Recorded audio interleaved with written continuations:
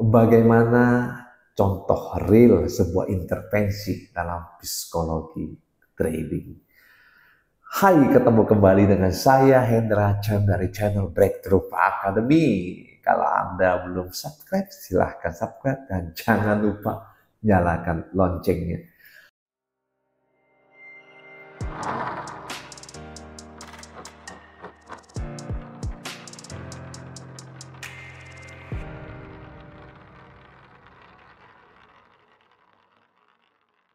Di video hari ini saya khusus membahas satu pengalaman intervensi, pengalaman terapi dengan satu klien ya.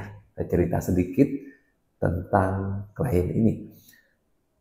Anda boleh nonton video saya sebelumnya tentang psikologi trading, apa yang tak pernah diajarkan dalam sekolah trading. Ya, nah ini sambungannya dengan kasus nyata. Jadi klien ini adalah lulusan financial, backgroundnya financial, lulusan dari sekolah trading yang sangat terkemuka di Indonesia, punya pengalaman trading yang sudah lama juga ya. Nah, beliau juga belajar banyak teknik di workshop saya. Nah, kemudian ada satu cerita bahwa beliau, klien ini, nggak tahu kenapa tiba-tiba muncul dalam pemikirannya dia kasihan kalau brokernya rugi. Kasihan kalau brokernya rugi gitu ya. Nah ini menarik gitu ya, menarik. Dan kemudian klien ini kontak saya untuk terapi ya, terapi, dan kita terapinya dalam online ya, dan menggunakan satu teknik namanya emotion code ya, kode emosi. Nah, ketika saya diminta untuk menggali dalam pikiran bawah sadarnya, apakah ada emosi-emosi negatif dalam dirinya sehingga ada pemikiran kasihan sama broker. Oke, nah saya ketemu setidaknya ada 3 emosi yang menjadi akar biang kerok dari sebuah statement kasihan sama broker. Namun sebelum saya lanjut, gara-gara pemikiran ini muncul, ya itu sempat membuat gangguan ya dalam transaksi klien ini.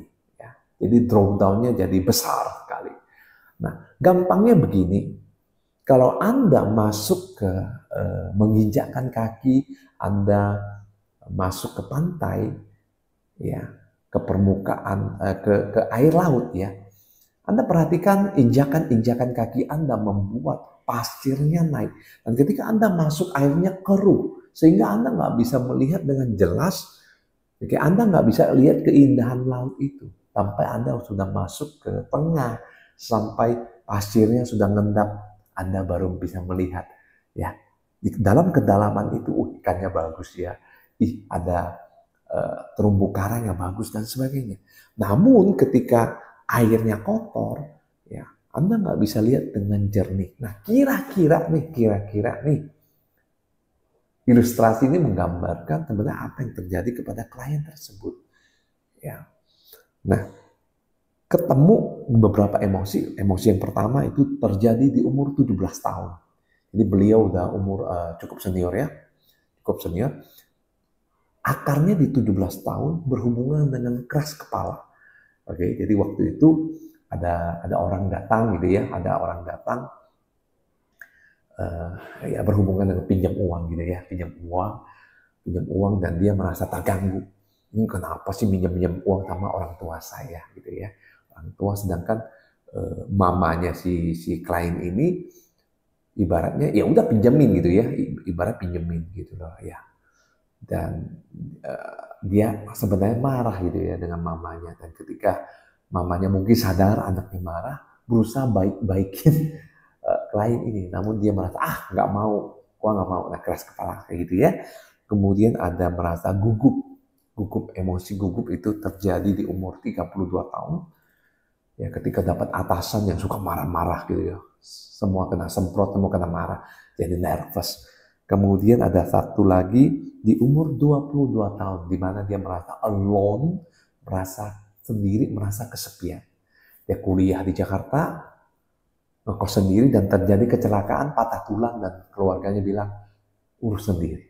Oke, nah ternyata 3 emosi negatif ini tersimpan di tubuh, tersimpan di pikiran bawah sadar, yang kayaknya udah nggak ada gitu ya. Namun ternyata ketika dalam konteks trading, ini menjadi sebuah blocking, menjadi sebuah sabotase mental, di mana emosi-emosi ini keluar dan melakukan sebuah hambatan, sebuah gangguan dalam proses trading.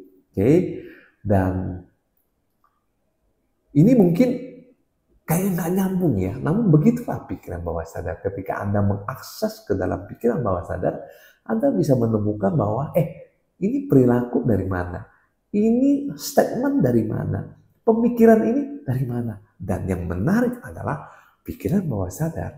Oke, ini memorinya, ini emosinya, itu bisa langsung di tracking.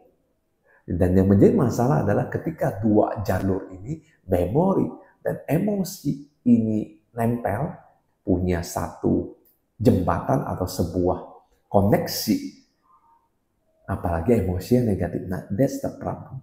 Oke. Nah, ketika jalur ini diputus, maka ini jadi netral.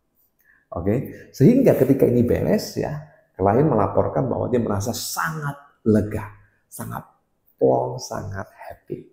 Oke, dan saya pikir kalau misalnya contoh dalam trading kita punya analisa ya, kita cuma ngandalin analisa yang bagus, strategi yang bagus, tanpa terpengaruh, tanpa